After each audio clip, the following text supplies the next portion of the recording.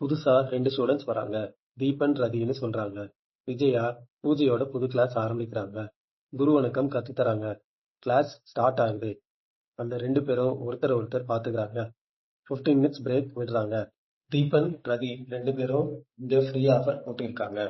நம்ம 2 பேரும் சேர்ந்து டைம் ஸ்பெண்ட் பண்ணிக்கலாம். உங்க அப்பா வேற ஜிபிஎஸ்லாம் போட்டு வச்சிருக்காரு. கிளாஸ் ஸ்டார்ட் ஆகுது.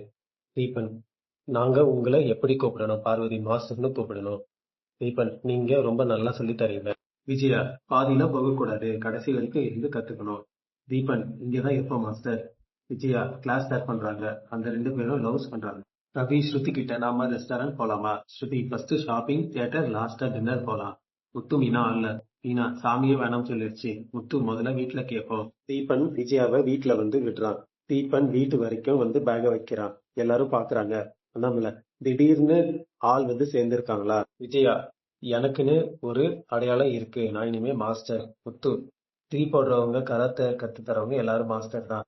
மனோஜ், நீ இன்னும் டிரைவராவே இருக்க போற. மீனா, இவரு 2 கார் ஓனர். எல்லாரும் கிளம்புறாங்க.